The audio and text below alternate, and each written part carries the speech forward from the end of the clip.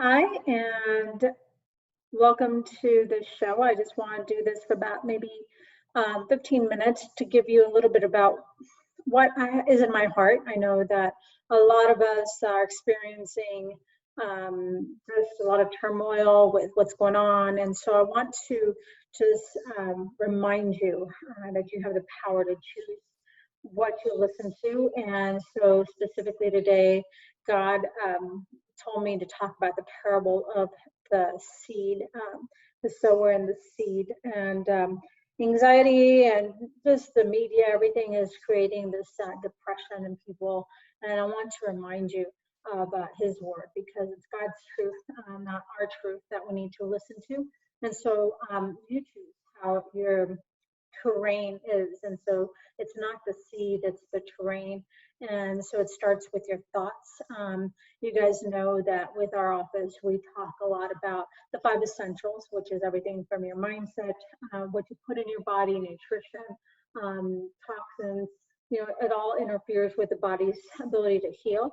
And so your brain perceives stuff and it will retain it as either negative or positive, and also with your nervous system, whenever you have interference, either physically or stresses, you get misaligned, and then also affects your neurology, which affects your immune system. Cortisol production creates that, so lack of movement from being enclosed. So we've got to start changing our terrain. So I want to just summarize the parable. Many of you, of course, have heard it, where you have a seed that the farmer sows, and some of it falls on a path where it easily is, it doesn't have soil to grow in, so it easily is snatched by the enemy, the crow, the bird, that literally it takes it, never has time to take root.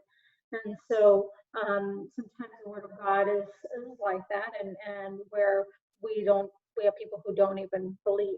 And so that's why I don't know how I would do anything without faith. But then you also have people who do know the seed actually falls on like rocky ground. And so you have no moisture though. And so the seed doesn't get to burrow into the soil as good. So sometimes it does flourish. And then when the sun comes, it's scorched by the blazing sun. And so that's when I see a lot of times Christians who are brand new, who are excited for God, but they haven't had the ability to go through circumstances in life and on. Then when typically when things kind of go bad, they forget, and so they're back to being sad again. And then you have that soil that is the one that is filled with also some weeds, which have some thorns. And so you have some Christians who have probably already burrowed some of the roots down, but yet they also grow amongst the weeds and the thorns. And so when circumstances come, they basically get choked out by the thorns. And so sometimes these circumstances like are occurring right now, have never had any circumstances to take root and actually build further into the ground. And so they listen to the media, they listen to the world, the negativity, and they fall apart.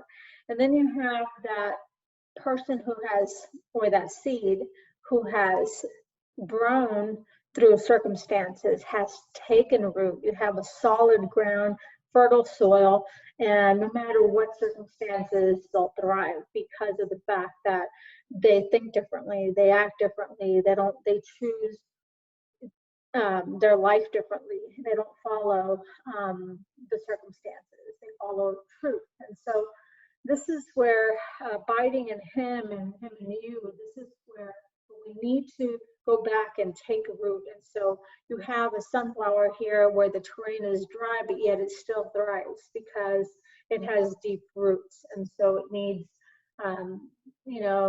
very little. It can burrow down and get the moisture it needs, the sun it needs to flourish. And so what kind of terrain are you, I ask? And I think this is where we need to remember it's not the germ, it's the terrain. It's not the seed that's the problem. The seed is the same. The word of God is the same. It's the terrain. Where do you fall on? But the same thing applies to health.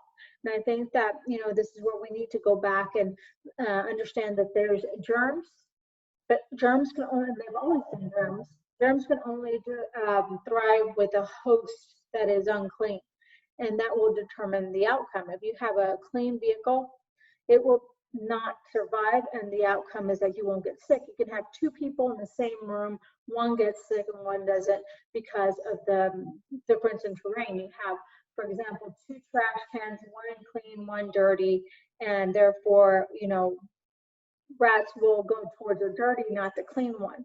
So you have all these analogies, but it's just going back to what kind of host are you? Are you a vehicle or a body that carries dirty internal,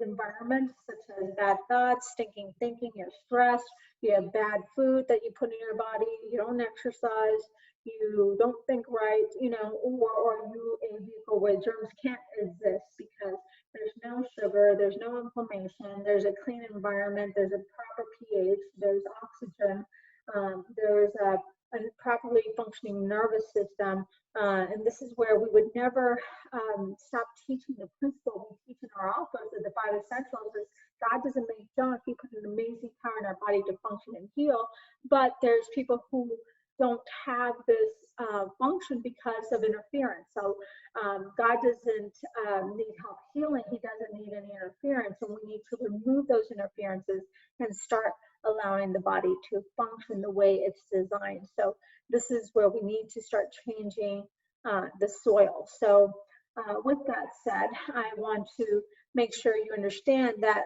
a lot of it, number one, though, has to start with the mind. So I want to talk about how your brain functions. You have pathways that go, if you look at the picture,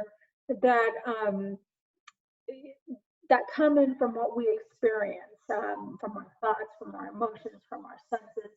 And so it will either go towards a good pathway or a bad pathway. And so there's a saying that says, when you change the way you look at things, the things you look at change. And sometimes we can look at things as a good thing or a bad thing.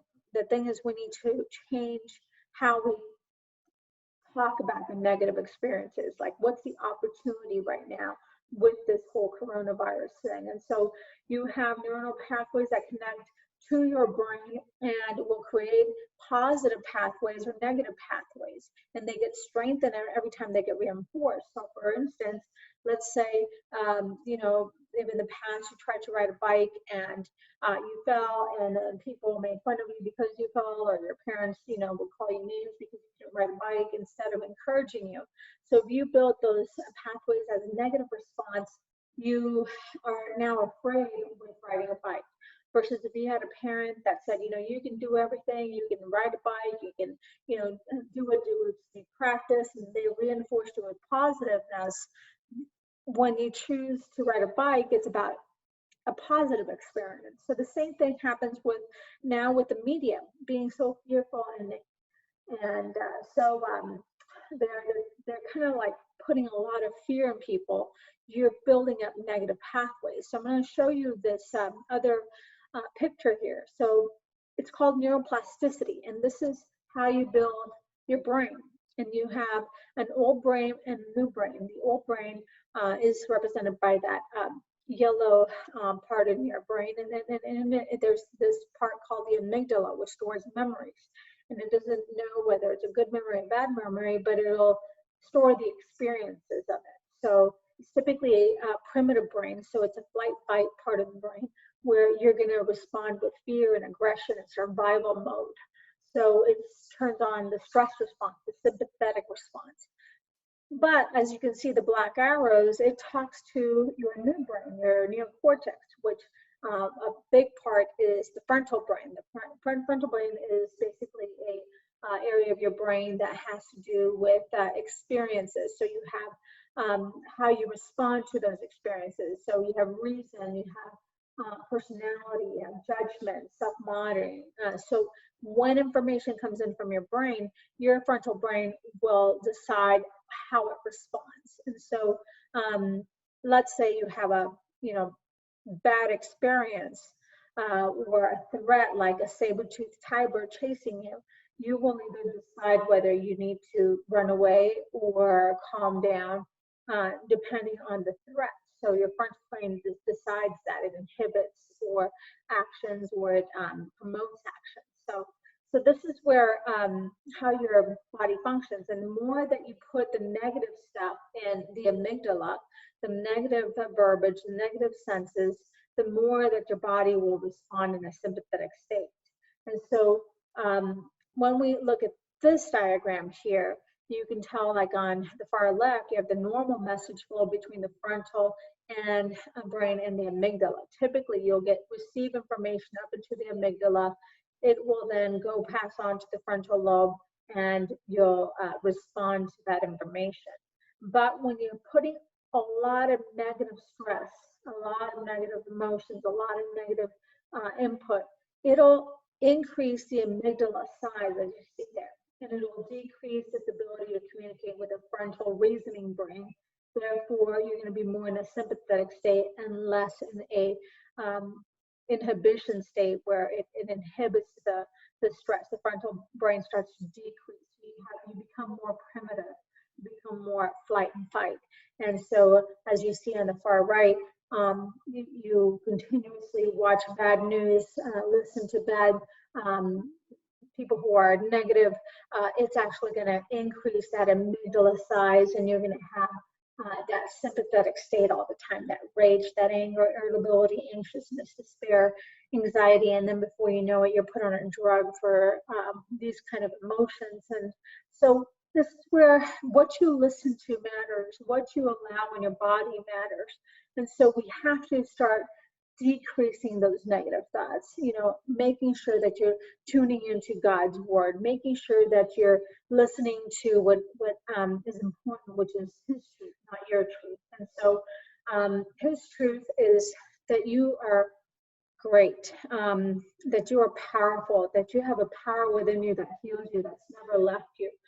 Viktor Frankl, from the Holocaust time, he actually survived the Holocaust. He talked a lot about in his book about the fact that a lot of people who survived is that they had a bigger why. They didn't focus on themselves. They had something bigger than them that they would focus on. And one of the things he talked about, that during that time there was a lot of course, people starving, and they would pass out this food.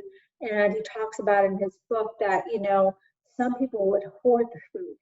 Some people would keep it, even steal from others.